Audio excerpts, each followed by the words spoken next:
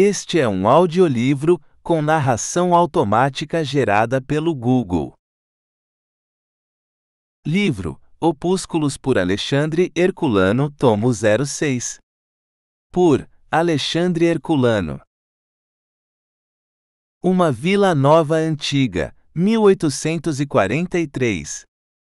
Se passardes pelos olhos uma carta topográfica de Portugal, em cada província, em cada comarca, talvez em cada pequeno districto, achareis escrito ao lado de alguns desses signais que marcam as povoações, a palavra Vila Nova de Rei, de S. Cruz, de Gaiá de Cerveira, que sei eu, Vilas Novas de todos os sobrenomes e até Vilas Novas de ninguém e de nada, Vilas Novas espúrias. Vila Nova é o dom municipal, o dom vilão, porque, por extravagante antiphrase, Vila Nova quase sempre indica um antigo burgo com suas rugas de velhice, com seu castelo desmoronado, com seus vestígios de templo ou de palácio da meia-idade. Vila Nova moderna sem pedras amarelas tombadas, ogivais, é coisa descomunal, milagrosa, e a UR é acento agudo Z do impossível. É que o passado, remoto, remotíssimo, como o imaginardes, já foi presente, e então a vila que se alevantava ou no desvio, até a e inculto e intractável, ou sobre os vestígios de povoação dehabitada e destruída, era realmente nova, mas os seus edificadores esqueciam-se, ao dar o nome à obra das próprias mãos, que eles passariam bem depressa, e com eles a mocidade da sua filha querida, esqueciam-se de que o correr dos anos, brevemente, havia de converter em palavras sem sentido essa denominação que lhes parecera tão clara e precisa. Aos primeiros respiros de paz e segurança, depois das guerras bárbaras de religião e de raça que devastaram outrora este solo português, o espírito municipal ia semeando os conselhos ao passo que debaixo dos marcos das fronteiras cristãs se embebia o território muçulmano, e então acontecia que o burgo, recentemente plantado em terra, até a Erma e Sáfara, ou sobre as ruínas carcomidas de município romano ou godo, sentindo-se cheio de vida e de esperanças, folgava de contar ao mundo no próprio nome a sua juventude, e tomava para si o título, tão querido, tão popular, tão casquilho, de Vila Nova. E às vezes, as vilas novas vinham encostar-se aos muros carrancudos e robustos das cidades reais ou episcopais. Eram como uma criança rosada, risonha, travessa, que se atira ao colo da velha rebarbativa, e se lhe pendura ao pescoço, e desata a rir a bom rir. Acontecia também que uma ou outra ia assentar-se à beira de um rio, defronte de povoação orgulhosa, e semelhante a trasgo inquieto, zumbia-lhe insolentemente aos ouvidos, e desangrava-a, roubando-lhe o seu comércio. Metia-se até em bandos políticos para lhe fazer perraria, e inimiga dão pé da porta, não havia casta de incomodo que lhe não causasse.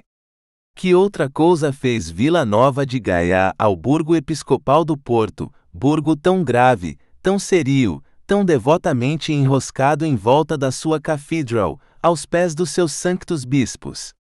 Quem senão Vila Nova de Gaiá assoprou provavelmente entre os honrados burgueses da cidade do Douro aquele espírito de irmandade e revolta que tanto veio depois a incomodar os sucessores do venerável Dom Hugo. Lisboa guerreira e depois mercadora também teve não uma, mas duas vilas novas abraçadas à sua cinta de muralhas, a primeira ao sul, a segunda ao poente. Chamava-se aquela Vila Nova de Gibraltar, esta Vila Nova de Andrade. A segunda, nascida no século XV, viveu 2 dias apenas, porque Lisboa, essa vila limitada nos fins do século X iria a 15.000 habitantes, enquanto a Mourisca Silves contava 25.000, cresceu com tal rapidez na epocha dos descobrimentos que, rompendo ou antes, galgando por cima dos lanços ocidentais dos seus muros, a devorou ainda no berço, ou para melhor dizer, partiu-a em fragmentos, e aos seus membros, despedaçados, chamou Bairro Alto, Chagas, Santa Catarina. Vila Nova d'Andrade foi uma coisa fugitiva, sem glória, sem individualidade. Dela poderia dizer-se o que o psalmista dizia do ímpio: vi-a exaltada como o cedro do Líbano, passei e não existia, busquei-a, não lhe achei rasto. Deixemo-la, pois, na paz do esquecimento e do nada. Não assim Vila Nova de Gibraltar. Fala-me de Vila Nova de Gibraltar. Esta sim que viveu. A sua origem perde-se nas trevas dos tempos chamados bárbaros, entronca-se no berço da monarquia. Assentada à beira do Tejo, fora do lanço de sul e sueste da muralha árabe, ou talvez Goda, quem poderá hoje dizer-o, que cercava Lisboa antes do século XV, saudavam-na os primeiros raios do sol oriental, aqueciam-na todos os do alto dia, douravam-na os derradeiros que vinham do poente, roçando pela superfície das aguas. A cidade lá estava sombria entre as torres e altos muros da sua cerca, agachada nas faldas do seu castelo soberbo e mal criado, prostrada em volta da sua catedral ampla e triste. Mas que importava isso a Vila Nova de Gibraltar?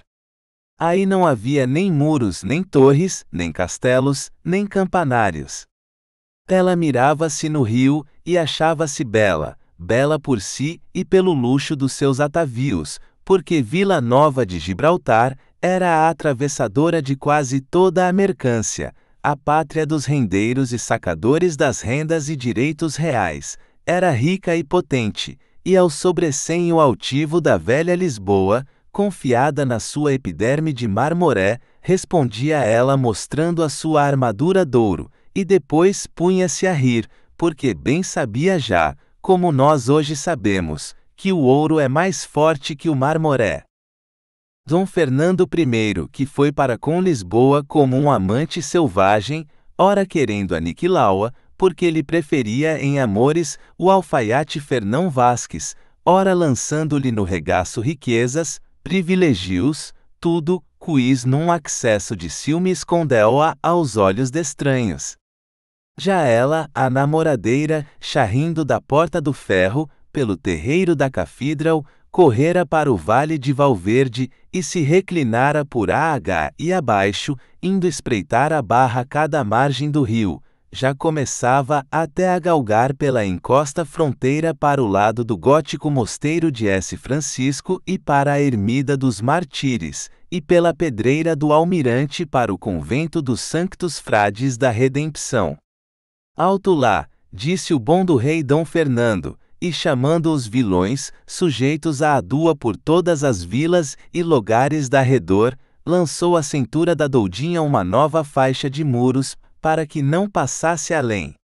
Ficou-se, é verdade, espairecendo Lisboa pelo vale e pela encosta, mas ao menos, atrás das novas torres e quadrelas, já não podia fazer gatimanhos de presumida aos que vinham visitar em som de paz ou de guerra os campos das suas cercanias, ou as aguas da sua enseada.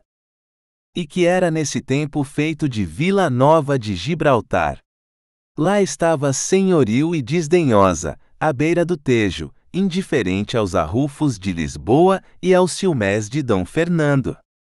Pacífica e fiel, não se entremetia em negócios alheios, não tumultuava, não se namorava de estranhos. Assim a muralha real que bojava para poente, passou pé ante pé por entre ela e a catedral para não a afligir, incorporou-se a com os antigos muros para a deixar, como até então, exposta à sua tão querida restéia de sol. Novas portas, todavia, a uniram com a antiga cidade, que tão rapidamente crescera e se fizera garrida. Foi por aí que lenta e traiçoeiramente Lisboa pôde chegar a submetê-la e devorá-la.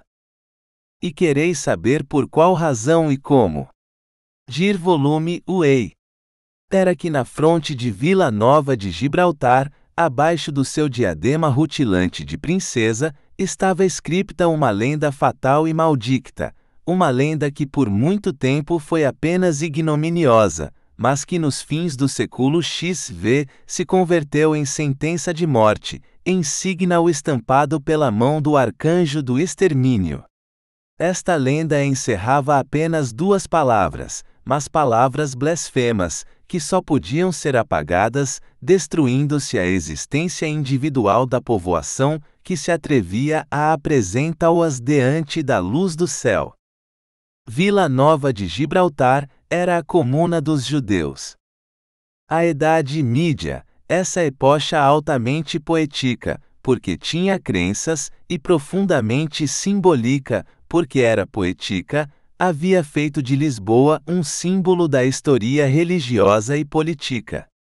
O município cristão, partindo do Alto Alcaçar ou Castelo, dilatava-se até as raízes do monte, em cujo topo campeava, a cavaleiro de todos os cabeços dos arredores, a torre de Menagenha guarida do Alcaide Mor, como representante do senhorio real e da aristocracia, à sombra do Alcaçar, e a mais de meia encosta, a cafídral alçava os seus dois campanários altivos quadrangulares, maciços, entre essas duas expressões materiais da monarquia, da nobreza e da igreja, a casa da Camara, os passos plebeus do conselho, próximos do campanário, septentrional da Sé, chãos e humildes, representava o povo, que em silêncio se preparava para ir estender os braços endurecidos pelo trabalho e subjugar algum dia, à direita o Alcaçar, à esquerda a igreja.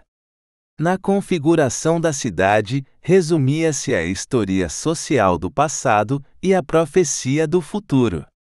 Como tantas coisas da Idade Mídia, Lisboa era um verdadeiro símbolo. Não o era só, todavia, do pensamento político, também o era da ideia acento circunflexo à religiosa. No amago da povoação, no lugar eminente, estava o cristianismo. Ao norte, em profundo vale, e apinhado em volta de mesquita apenas tolerada, ficava o bairro dos Mouros, a mouraria, e ao sueste, quase ao oriente, lançada ao pé da esnoga, a judiaria, uma crença verdadeira, mas temporária, do lado donde o sol surgia na sua ascensão para as alturas, a religião do Cristo, complemento divino daquela, assoberbando-a do monte sobranceiro, o islamismo, transformação ímpia e tenebrosa d'ambas, como escondido ao norte na penumbra da cruz triunfante, e ao longe as vastas solidões do oceano, através das quais os filhos do Evangelho o deviam levar algum dia às regiões ainda incógnitas de novos mundos. O velho Portugal tinha feito da cidade do Tejo um símbolo e uma profecia sublimes. A monarquia, vencedora da Idade Mídia, esqueceu a poesia dela, porque nos seus velhos hábitos de organizar, de legislar, de nivelar, perdera inteiramente o senso estético. A poesia estava principalmente nas ideias, no sentir, nas formulas das classes aristocráticas. O povo era infeliz e selvagem, e a monarquia positiva, calculadora e egoísta. Com a vitória final desta, desapareceu tudo o que representava o ideal. Belém é a agonia da arte, é o estribuchar descomposto da arquitetura cristã que morria, e o cancioneiro de Resende, o último concerto dos trovadores, em que já se misturam os sons discordes da poesia romana.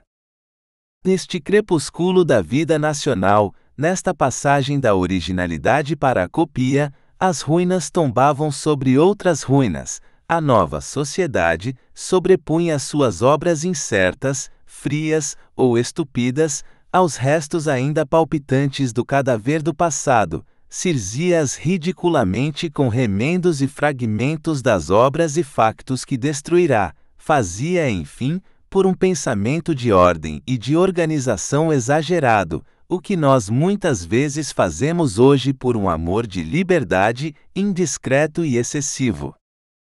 É curioso ver como a edificação do celebre mosteiro jeronimitano de Belém se liga com a destruição da comuna judaica de Via Nova de Gibraltar, como esse monumento de transição da arquitetura, esse carroz de todos os sistemas que lutavam no princípio do XV e século, reunidos e, por assim dizer, petrificados de súbito num edifício só, traz forçosamente a lembrança à ruína de um facto da ordem moral que existira em concurso entre nós, por 400 anos a tolerância da Idade Média.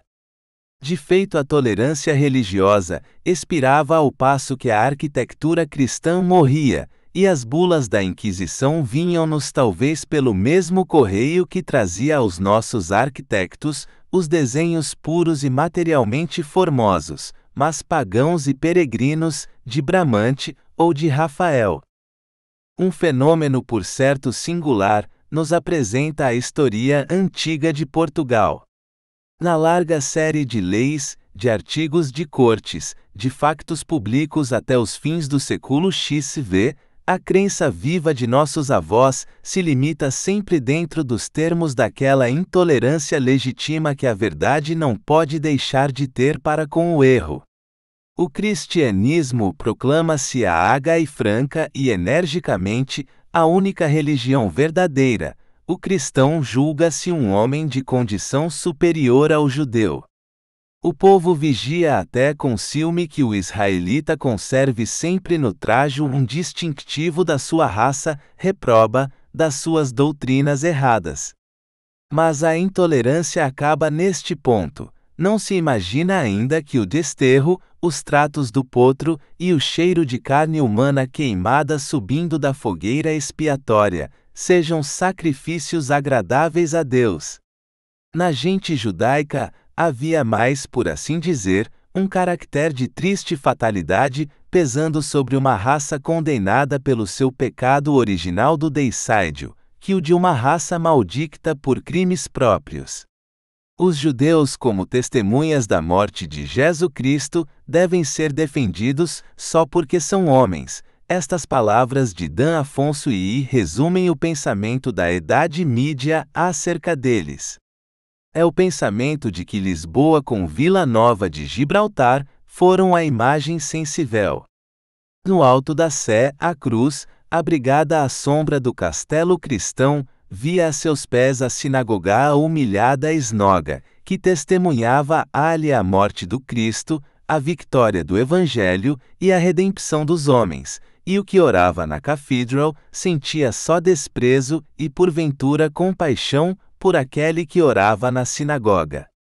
Se o ódio se misturava às vezes com esses sentimentos, motivos não religiosos, mas puramente materiais, o geravam-no as riquezas dolosamente acumuladas pela gente hebreia, os vexames que praticavam como exatores da fazenda pública, as suas usuras como possuidores de capitais, e mil outros motivos humanos em que nada tinha que ver a oposição das crenças.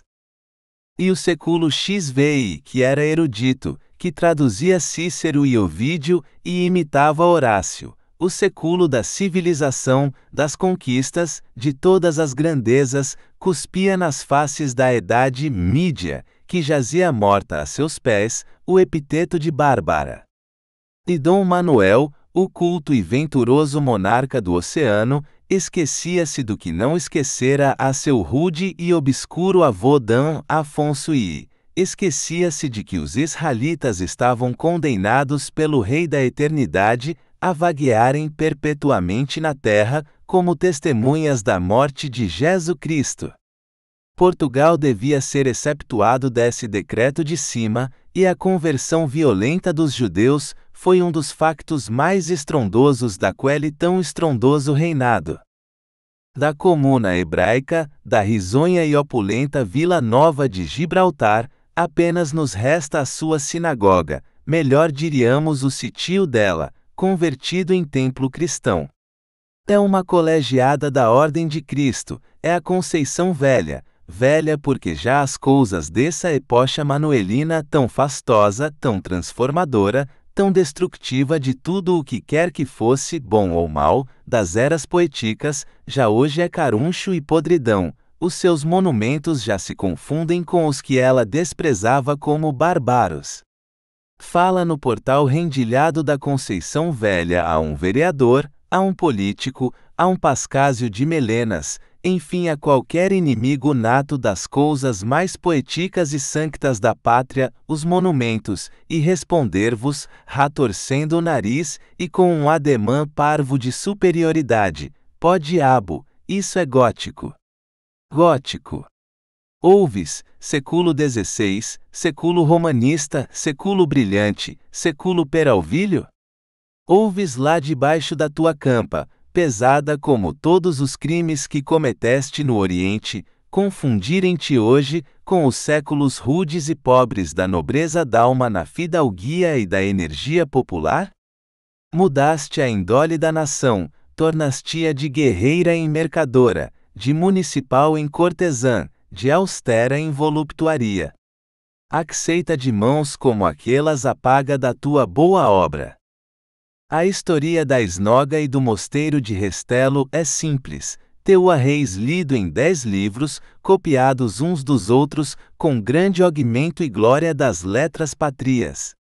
Onde hoje este edifício, amplo como o poderio de Dom Manuel, semula aos olhos do vulgo, na vermelhidão dourada das suas pedras, uma idade mais provecta que a verdadeira, existia um conventinho de freires de Cristo.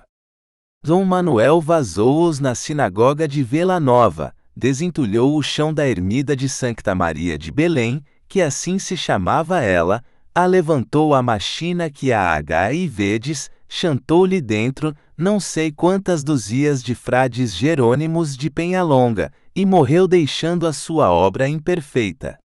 Tractou de continuar em João III nos intervalos em que lhe consentiam as suas incansáveis diligências para obter a Sancta Inquisição, contra a qual reluctou muito tempo a curia romana, que nem sempre é tão boa como alguns a fazem, nem tão má como outros o afirmam.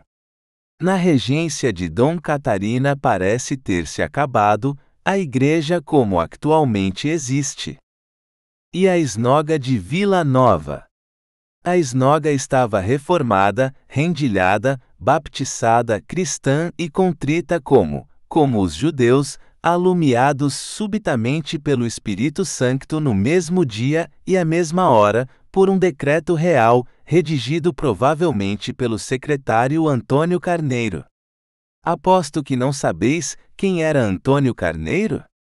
Era para Dom Manuel o que for Antão de Faria, que também provavelmente não conheceis, para Dom João II, um substituto da cadeira monárquica, um marquês de Pombal, de há 340 anos, de que ninguém se lembra hoje, como daqui a outros 300 anos ninguém se lembrará do marquês de Pombal. Sic transit gloria mundi. Pois não o merecia Antônio Carneiro, foi ministro de peso e volume. Os papéis da sua secretaria, ou antes do Estado, eram em português. Quem me dera um Antônio Carneiro? Antônio Carneiro foi até homem agudo e engraçado. Prova de isso é o preâmbulo do regimento dado à colegiada da convertida sinagoga em 29 de janeiro de 1504.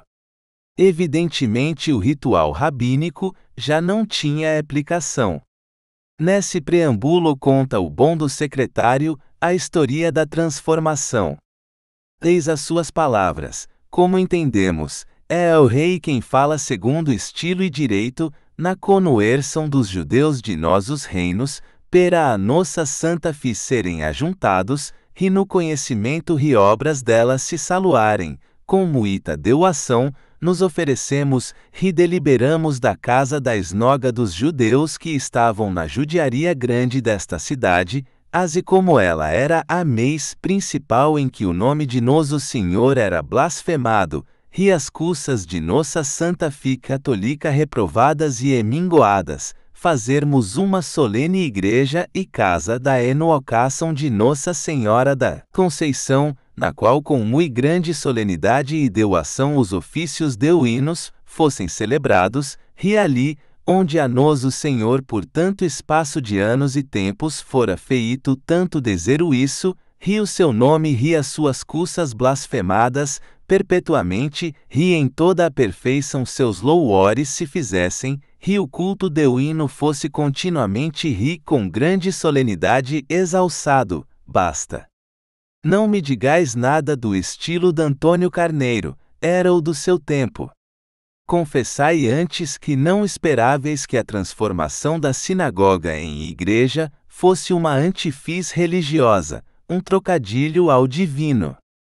Essa perseguição semelhante à dos tiranos de Roma contra os primeiros martírios do cristianismo, a levantada contra os judeus portugueses nos fins do século XV, foi apenas uma figura de retórica feita por D. Manuel.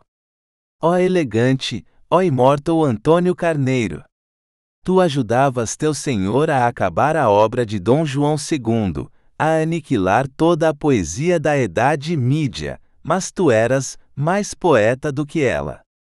Crianças despedaçadas por seus pais, para não serem entregues aos beleguins missionados. Homens havia pouco opulentos, reduzidos à miseria e ao desterro, ou obrigados a aceitarem um batismo sacrilego, porque era recebido por violência, tudo quanto rá negro e infame naquele procedimento, em que até não faltou a covardia de se respeitar o direito das gentes para com os mouros, também expulsos nessa ocasião, porque tinham quem pudesse vinga-os. Tudo isto, ó a excelente Antônio Carneiro, não passou de uma fórmula de Quintiliano, aplicada à teoria do culto.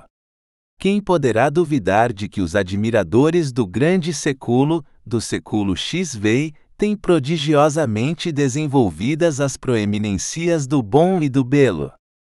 Da esnoga, reconstruída em templo por Antônio Carneiro e por Dom Manuel, apenas resta a portada. Também era a coisa única formosa e alegre em toda essa negra e maldita história. Se quereis estudar como artistas os seus delicados lavores, ide contemplar a rua da Ribeira Velha, antes que o progresso passe por lá e a derribe. O progresso é gordo e ancho, não cabe onde quer que esteja um monumento. Fim. Cogitações soltas de um homem obscuro, 1846. O modo como os fragmentos que vamos publicar nos vieram às mãos é coisa que não importa aos leitores.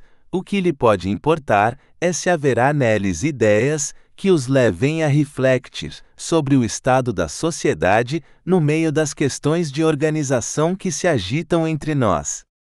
São estas folhas avulsas como uma série de apontamentos para um livro que talvez fosse de algum valor se chegasse a escrever-se. Incapazes literariamente de preencher as lacunas e de coordenar as ideias, que as mais das vezes apenas estão indicadas nestas notas, imprimimo-las, como nos foram transmitidas, pela derradeira vontade de um homem que já não existe, e que tinha mais hábito de pensar que de escrever, o que, seja dicto sem ofensa de ninguém, não é demasiado vulgar.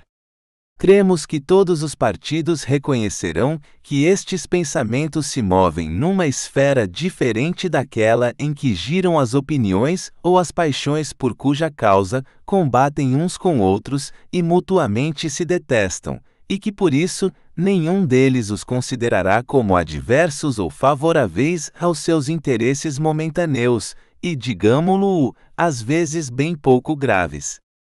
Da altura dos sistemas, os publicistas olharão para estas cogitações como para um sonho de homem acordado, não raro em flagrante contradição com as doutrinas das escolas.